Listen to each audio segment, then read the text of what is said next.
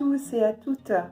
Aujourd'hui, je décide de prendre la parole, de me montrer, bien que ce soit très très difficile pour moi, en dehors d'une scène musicale où j'aime évoluer et je n'ai aucune difficulté avec mon image. Là, en l'occurrence, c'est totalement différent. Mais voilà, je voulais vous montrer un petit peu ce qui se cachait derrière cette marque du jaune et des licornes. Cette marque, elle est dédiée aux femmes donc atteintes d'endométriose, ces femmes dont je fais partie,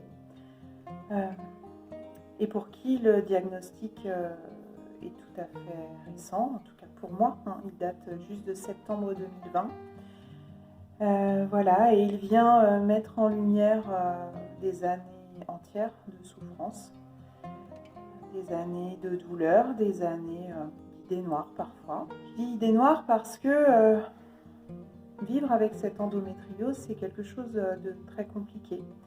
La douleur physique, elle est là et voilà, ça on la gère, c'est notre quotidien, on est obligé de faire avec.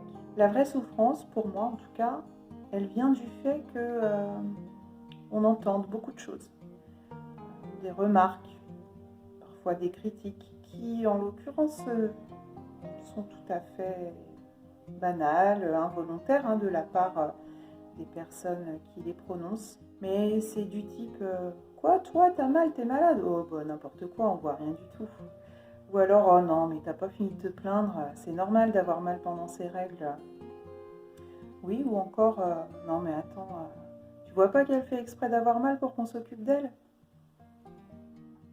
Voilà, ça ce sont des propos qu'on entend toutes. À partir du moment où cette maladie pointe le bout de son nez dans votre vie. Et c'est quelque chose qui fait souffrir bien plus que la douleur physique.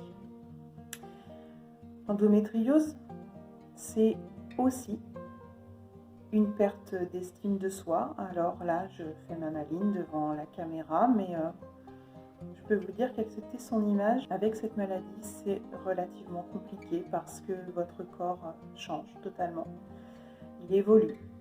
Le ventre gonfle, le bas du dos, les reins parfois gonflent également, c'est ce qui m'arrive. C'est déjà hyper douloureux, mais en plus vous avez l'impression, comme je le dis souvent, d'être un petit tonneau sur pattes, quoi. L'endométriose, c'est vivre aussi avec la culpabilité de ne pas toujours pouvoir aller travailler, comme c'est mon cas actuellement. La culpabilité de ne pas pouvoir tout faire, pouvoir gérer le quotidien. Puis la plus grande culpabilité, c'est de devoir dire non. Quand vos enfants ont envie de jouer avec vous et que c'est pas possible.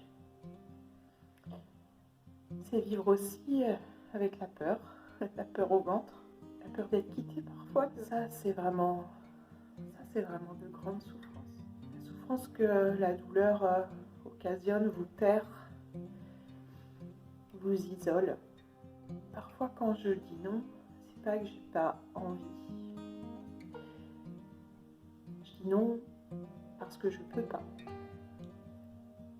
Je dis non, pas parce que j'ai pas envie de voir ma famille, mes amis, de sortir, bien au contraire. Ma tête dit oui, mais lui, mon corps dit non. Et ça c'est hyper culpabilisant. Et je pense que tout ça, il faut en parler bien plus. Il faut en parler en tout cas tout autant que la douleur physique et la fatigue occasionnée par l'endométriose. Donc l'estime de soi, elle est vraiment très très dégradée et ça, on en parle peu. On parle très peu des dégâts psychologiques, je dirais, de cette maladie. Et si on n'a pas une once de positivité, de positivisme et d'espoir, on peut très vite sombrer. Alors moi, pour ceux qui me connaissent, vous savez que le positivisme, ça fait partie de moi, ça fait partie de mon métier tous les jours. Et j'avais envie de transformer en fait cet essai. J'avais pas envie de rester sur un diagnostic, sur un échec, parce que des échecs médicaux, j'en ai connu plus d'un. Et voilà, j'avais pas envie de rester sur celui-ci comme quelque chose de négatif. Donc, quitte à souffrir, autant que cette souffrance serve à quelque chose. Et c'est pour ça que voilà, j'ai décidé de créer cette marque du jaune et des licornes.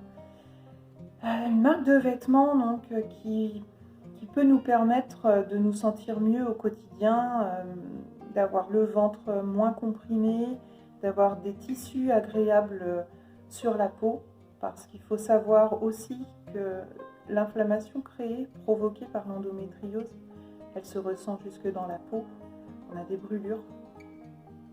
Et se vêtir au quotidien, c'est quelque chose de très très compliqué.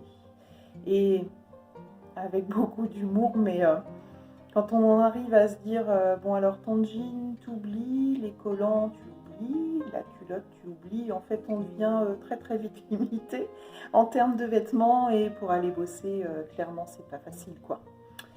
Donc voilà, je me suis décidée à dessiner des vêtements, créer des vêtements, d'abord pour moi, et puis je me suis dit que ça pourrait servir à plein d'autres femmes. Alors effectivement, c'est un démarrage, même si tout reste à améliorer et que ce projet va évoluer, et je vous en dirai plus dans quelques mois maintenant. En attendant, voilà, les vêtements que je dessine, je les fais avec ce que je ressens, avec mon quotidien douloureux, avec mes douleurs et mes souffrances physiques. Et j'espère qu'il vous aide pour toutes celles qui commandent. J'espère que vraiment ça vous permet d'avoir un quotidien meilleur. Je vous souhaite à toutes de garder plein de force. Je sais que voilà, nous toutes, femmes atteintes d'endométriose, on en est remplies de courage, remplies d'armes. Ça ne veut pas dire qu'au quotidien, il ne faut pas laisser aller les larmes, il ne faut pas craquer. Au contraire, je pense qu'il faut vider le trop-plein pour mieux repartir. Donc soyez solide, soyez vous-même, restez dans votre sensibilité. Je vous souhaite tout plein de bonnes choses et je vous dis à bientôt pour la suite de ce projet. Merci en tout cas pour tout votre soutien. Merci pour tous vos encouragements, toutes vos remarques que je prends vraiment dans mon cœur et qui me permettent de faire avancer les choses.